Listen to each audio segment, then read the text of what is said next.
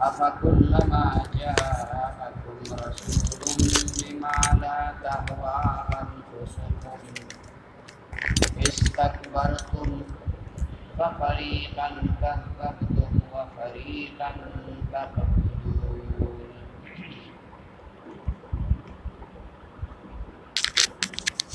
دې آیتونو کې الله د حضرت موسی علیہ السلام د کتاب او د هغې نه وروستو د نورو انبیاو علیهم السلام د رسالت او د پیغمبرۍ بیان او ذکر فرمایي چې الله جل شانه موسی علیہ السلام ته کتاب ورک تورات او د هغه نه وروستو مسلسل ډیر انبیاء علیهم السلام الله پاک په بنی اسرائیلو کې راولېږل. دا خبره مخکې تېره شوې وه چې د یعقوب علیه السلام نه وروستو تر د عیسی علیه السلام پورې چې څومره انبیاء علیهم السلام راغلي دي دا ټول په بنی اسرائیلو کې راغلي دي. چونکې بنی اسرائیل هغه داسې قوم چې هغوی په هره خبره کې به رد راوښکه، نقصان به یې پکې اچو، علت به یې پکې پیدا کو. نو الله پاک ورته ډېر انبیاء علیهم السلام په دغه وجه رالیږل چې دوی د الله پاک د دې احکامو په وجه د بار بار انبیاء علیهم السلامو راتللو په وجه باندې پراه راست باندې راشي، هدایت چې کوم دی نو هغه عمومي. او بیا په آخره کې د جناب محمد رسول الله صلی الله علیه وسلم نه مخکې حضرت عیسی علیه السلام الله دنیا ته راولېږه او معجزې ورته ورکړي. هر پیغمبر ته الله پاک معجزې ورکړي وي. معجزه هر هغه کار ته ویلې کېږي چې الله پاک هغه د یو پیغمبر په لاس باندې ښکاره کړي او د دنیا په اسبابو هغه کار څوک نشي کولی. که د دنیا دا ټول عقلمند پویا سمجدار خلک دا راجمع شي خو د پیغمبر د معجزې په شانتې عمل او کار دا نشي کولی، نه د هغې مقابله کولی شي. لکه د نبی علیه الصلاة والسلام، د موسی علیه السلام، د عیسی علیه السلام چې کومې معجزې وي هغه څه عجیبه غوندې وي، د هغې مقابله چا نشوه کولی. حضرت موسی علیه السلام ته الله پاک یو امسا ورکړې وه. هغه امسا هغه د هغې نه به مار جوړېده، خامار به ترې جوړېده، اژدها به ترې جوړېده. دقه رنګې هغه به په خپله په ګډو بیزو پسې منډې والې، هغه امسا ګډې بیزې به یې راړولې. د هغې په سر کې الله پاک لایټ رڼا لګولې وه چې توره تیاره به شوه، هغه لایټ به ولګېده او موسی علیه السلام به هغه امسا ودروله، غیر چاپېره علاقه به یې رڼا کړه. دا داسې معجزې وي چې په امسا کې دا کارونه د یو خاص وچ لرګي کې دا قوت پیدا کول چې د دې نه مار جوړ شي، خامار جوړ شي، دا بغیر د الله د قدرت نه، د الله د قوت نه په بله طریقه باندې نه کي. چې دریاب یې ووو په لخته باندې، چوکه باندې، امسا باندې، او هغه اوبه ودرېدې په ځای. اوبه خو نه ودرېږي، اوبه خو د اوبو فطرت دا دی چې دا به بهیږي، دې کې د بهېدلو قوت موجود دی. دا الله ادرولي، دا معجزه د حضرت موسی علیه السلام وه. دغه رنګ عیسی علیه السلام ته الله معجزې ورکړي. عیسی علیه السلام ته الله تعالی یو معجزه دا ورکړه چې کوم یو سړی به د مور نه ړوند پیدا شوی و، نو د هغه په سترګو به یې لاس راښ که هغه خدای جوړ که. د عجیبه غوندې معجزه وه ناشنا. ګوره که یو سړی بینا پیدا وي او دی ړوند شي، نو د هغې علاج د ډاکټرانو سره شته، دنیا کې د هغې علاج شته. خو چې کم یو کس د مور نه ړوند پیدا وي، مادرزاد ړوند، نو د هغه په دې سترګو کې د سر هغه قوت، دا خو د شانه دا قوت راغلی دی، د دماغو سره چې کوم دی نو د دې کنیکشن دی.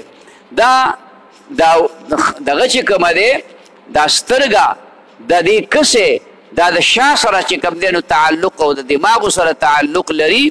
په دې لحاظ باندې دغه چې کومه دی معجزه دا وناشنا عجیبه. لا د قرنګي د برګي مرض علاج تر اوسه پوری چا نه دی معلوم کړي.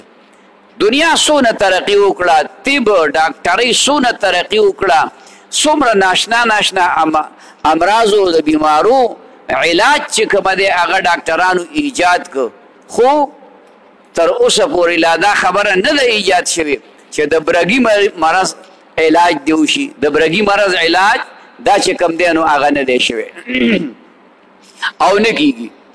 عیسی علیه السلام ته به سړی راغی، برګی مرض به وپې، لاس به یې پرې راښ که، بس هغه به ټیک شه، خپل اصلي حالت کې به راغی، خپل اصلي سرمن هغه به چې کوم دی نو برابر شوله.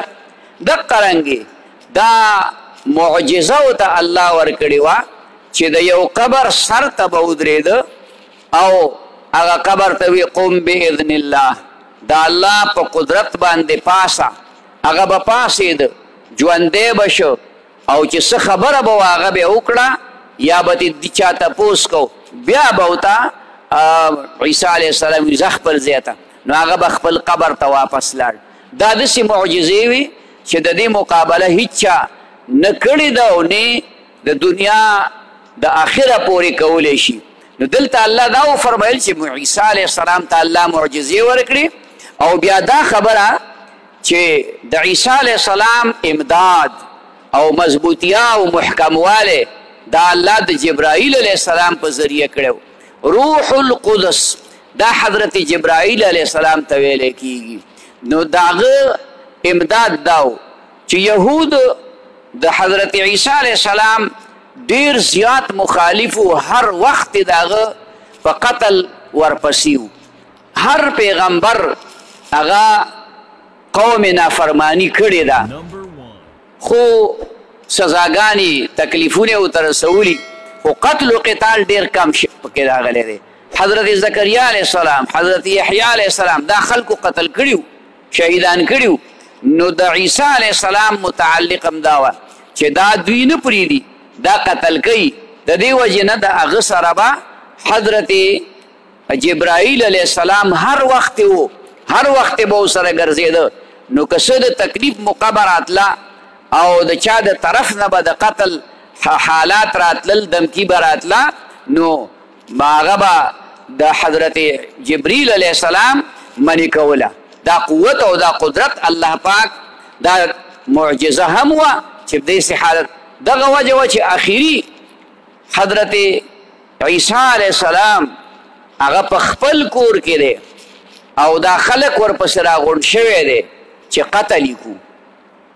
نو هغه جبریل علیه السلام الله ورته راواستو، چت یې ورته سوری که، په چت کې بره اوښ که، اسمان ته یې بوتو. او زمونږ د مسلمانانو دا عقیده ده چې اوس هم هغه په څلورم اسمان کې دی چې دی اوچته و. دغه وخت کې عمر یې 33 کاله و. د 33 کالو په عمر کې الله پاک عیسی علیه السلام اسمان ته خېجولی ولته دی. او آخره زمانه کې چې یاجوج ماجوج دا راشي او د دجال فتنه راشي، نو بیا به الله پاک حضرت عیسی علیه السلام را کوزوي د اسمان نه او دمشق کې یو مناره ده، په هغې باندې به راکوزیږي او د دې ټولو یهودو قتل و قتال به کوي، دا به ختموي، دا به تباه کوي. او دارنګې چې کوم دی دجال او داغه چې کومه دی اهل کار داغه سره ملګري دا به ټول چې کوم دی قتل کوي. نو دا د هغې متعلق ذکر دی چې دا یو طرف ته پیغمبران راغلي دي هغې معجزې پیش کړي دي خو چې کله به هم دې خلکو ته دغه یهودو ته د الله د طرف نه یو پیغمبر راغی او هغه به ورته داسې خبرې راوړي چې هغه به د الله احکامو خو د دې د مزاج مطابق بنو د الله حکم به و خو د مزاج د دې د مزاج مطابق بنو. نو دوی به د هغې نه انکار وکړو لویي به وکړه تکبر به وکړو نو دومره تجاوز به د حد نه وکړو دومره قدم به د حد نه واړو چې د ډېرو پیغمبرانو هغې تکذیب وکړو یعنې پیغمبرانو ته دروغجن وي نعوذ بالله او ډېر پیغمبران داسې چې هغه شهیدان کړه. نو دې آیت کې الله پاک د دې حالاتو ذکر فرمایي ولقد آتینا موسی الکتاب په تحقیق سره ورکړی مونږ موسی علیه السلام ته کتاب وقفینا من بعده او پرله پسې لیږلي مونږ رستو د ده نه بالرسل رسولان علیهم السلام وآتینا عیسی ابن مریم او ورکړی وی مونږ عیسی ابن مریم ته البینات معجزې دلایل واضح هم ورته وایي معجزې هم ورته وایي وایدناه او محکم کړی مونږ ده لره مضبوط کړی مونږ ده لره بروح القدس په روح پاک سره جبرائیل علیه السلام چې هغه سره هر وخت ملګری و. افکلما جاءکم آیا هر وارې چې راغی تاسو ته رسول یو پیغمبر بما په هغه خبرو یعنی رای وړې تاسو ته لا تهوا انفسکم چې نه خوښولې نفسونو زړونو ستاسو استکبرتم نو تکبر کو تاسو د شریعت احکام به ورته ګران او مشکل ښکارېدل او د دې د طبیعت او د مزاج خلاف بو ففریقا کذبتم نو د یوې ډلې تکذیب وکړه تاسو. تکذیب معنا ده چې دغه پیغمبرانو ډېرو پیغمبرانو ته تاسو دروغجن وي چې دا د الله د طرف نه پیغمبران نه دي راغلي. وفریقا تقتلون او یو ډله قتلوئ تاسو معنا ده چې ډېر پیغمبران علیهم السلام داسې فرمایي چې اویا پیغمبران داسې کم دی نو قتل کړی شوي دي ظالمانو شهیدان کړي.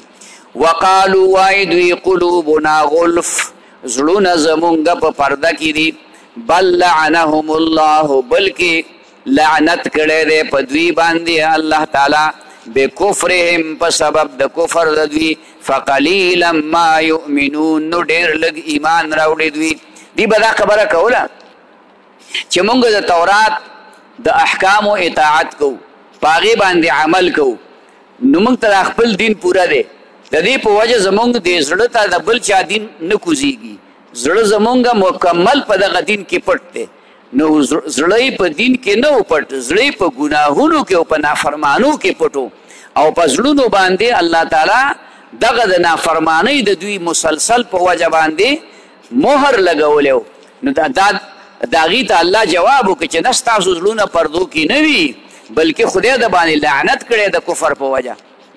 لږ غوندې تاسو کسان په دې یهودو کې لږ کسانو چې هغوی به ایمان راوړی نور زیات خلق هغه و چې هغې مسلسل نافرمانی کوله نو الله ورته وایي بل لعنهم الله بکفرهم په تاسو باندې الله تعالی ستاسو د کفر په وجه باندې لعنت کړی دی او دغه رنګې ډېر لږ خلق داسې دی چې په دې کې ایمان راوړي.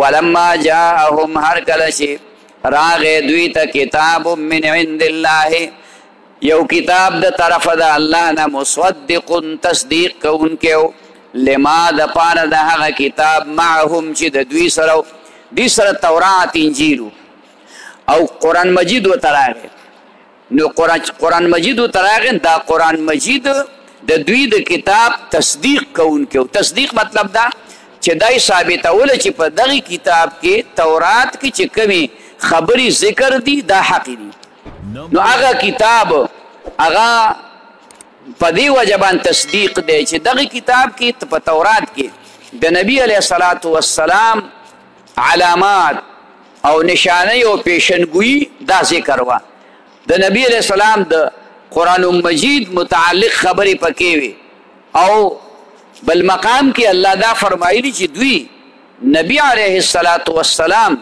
داسې پیژنده لکه خپل زامن او خپل بچی چې پیژني، خو د ضد په وجه باندې ایمان نه راوړه، بیمانی کوله.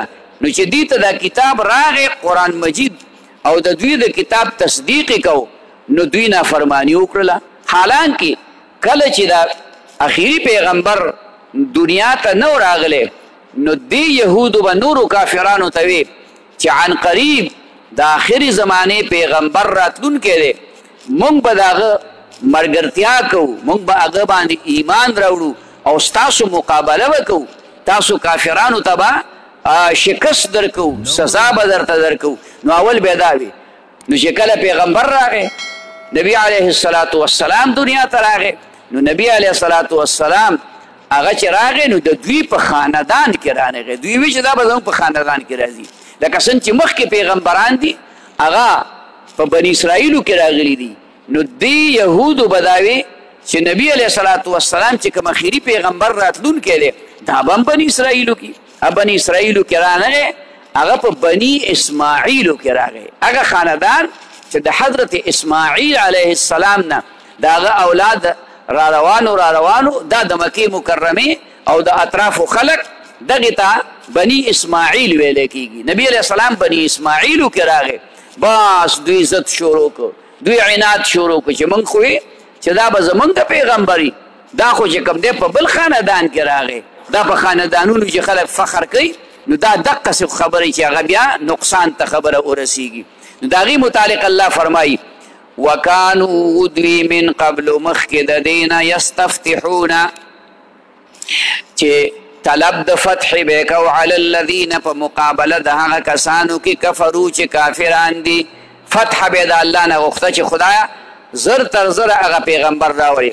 فلما جاءهم هر کله چې راغی دوی ته ما هغه عرفو چې پیژنده دوی کفرو به نو کفر یې وکړه په یعنی پیغمبر انکار یې وکړه. دوی پیژنده عرفو پیژنده دوی کفرو به نو انکار یې وکړه، د هغه کفر یې وکړه، نافرمانی چې کوم دی وکړه. فلعنت الله نو لعنت د الله دی علی الکافرین په کافرانو باندې. بئس ما اشتروا به بد دی هغه څه چې خرڅ کړه دوی په هغې باندې انفسهم نفسونه خپل ان یکفروا هغه دا دی چې کفر وکړه دوی بما په هغه کتاب انزل الله چې نازل کړی الله. یعنې دا یو معامله داسې وکړه لکه اغستل خرڅول سړی کوي، نو د هر چا دا خواهشي چې زه ښه څیز واخلم او ښه څیز چې کوم دی د خپله فایده باندې راولم. دوی څه وکړه؟ دوی چې کوم دی خپل نفسونه خرڅ کړل او د هغې مقابله کې کفر واغسته، د هغې مقابله کې چې کوم دی د قرآن انکار وکړه. دا ولې بغین د وجې د ضد نه ان ینزل الله، دا په دې وجه چې نازلوي الله تعالی من فضله د فضل خپلنا علی من په هغه چا یشاء چې خوښی شي من عباده د بندگانو خپلونه. دا مطلب دی د دې جملې چې دوی وی چې دا پیغمبر دی زمونږ په خاندان کې راشي. نو پیغمبري دا خو د خپل اختیار سیز نه دی، نه د خاندان سره چې کوم دی تعلق لري، دا خو د الله تعالی انتخاب دی. خدای پاک چې د چا چناو کوي د یو کار دپاره، نو د پیغمبر چناو دا الله کوي، بل څوک نه کوي. نو که تاسو دا خبرې کوئ نو دا صرف د ضد په وجه باندې کوئ چې دا پیغمبري د الله تعالی یو فضل دی، د الله تعالی یو مهرباني ده. دا به صرف الله هغه چاته ورکوي چې الله یې غوره کړي، الله یې خوښ کړي. داسې نه ده چېرې ته وایې چې زما په خاندان کې د پیغمبر راشي، زما د خاندان کې ډېر پیغمبران راغلي، نو زما په خاندان نه، داسې نشي کېدی. فباؤ نو گرفتار شو دوی بغضب علی غضب په غضب سره د پاسه د بل غضب نه.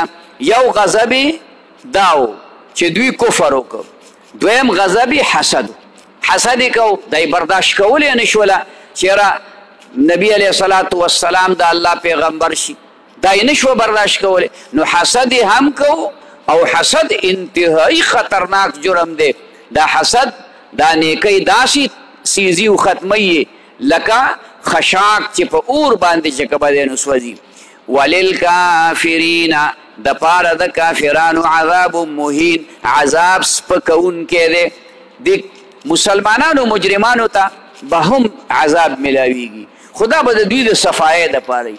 په دې کې به د هغه مسلمان بنده توهین او سپکاوی نه کیږي، بس عذاب به ورته میلاو شي، سزا به ورته میلاو شي، او د الله بیا د هغه ګناهونو نه پاک کړي، بیا به یې جنت ته راولي.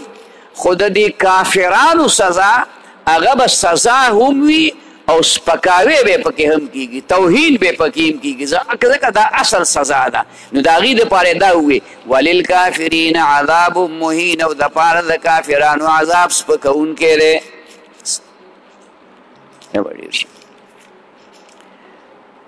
ولقد آتینا موسی الکتاب، او په تحقیق سره ورکړی مونږ موسی علیه السلام ته کتاب. وقفینا، او پرله پسې اولیږل مونږ من بعده رستو د ده نه بالرسل رسولان علیهم السلام. وآتینا عیسی ابن مریم، او ورکړې مونږ عیسی ابن مریم ته البینات دلایل واضحه یا معجزې.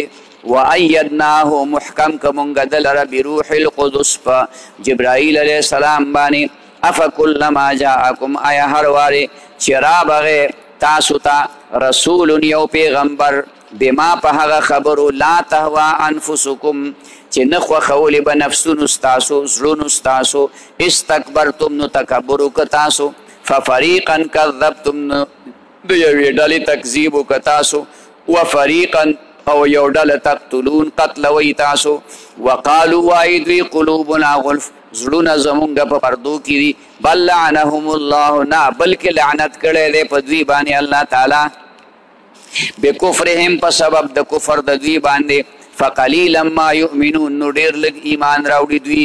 ولما جاءهم، هر کله چې راغی دوی ته کتاب من عند الله، یو کتاب د طرف د الله نه، کتاب نه مراد دلته قرآن مجید دی. مصدق، تصدیق کوونکی دی، لما د پاره د هغه کتاب معهم چې د دوی سره دی، چې تورات دی.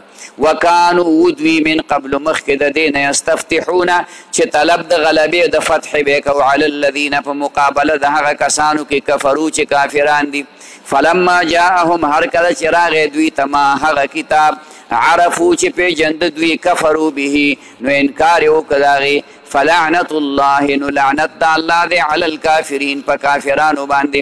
بئس ما اشتروا به، بد دی هغه څیز چې خرڅ کو دوی په هغې باندې، انفسهم، نفسونه خپل، ان یکفرو، چې کفر وکړه دوی، بما په هغه کتاب انزل الله، چې نازل کړی الله، بغیا، د وجې د ضد نه، ان ینزل الله، چې نازلوي الله پاک، من فضله، د فضل خپلنا، فضل نبوت پیغمبري، علی من یشاء، په هغه چا باندې چې خوښی شي، من عباده، د بندګانو خپلونه. فباؤ، نو ګرفتار شو دوی، بغضب، په یو غضب باندې، علی غضب، د پاسه د بل غضب نه. وللکافرین عذاب مهین، او د پاره د کافرانو عذاب سپکونکی دی. صدق الله العظیم. ربنا آتنا في الدنيا حسنة وفي الآخرة حسنة وقنا عذاب النار. اللهم احسن عاقبتنا في الأمور كلها وأجرنا من خزي الدنيا وعذاب الآخرة. وصلى الله تعالى على خير خلقه محمد وعلى آله وأصحابه أجمعين. آمين يا رب.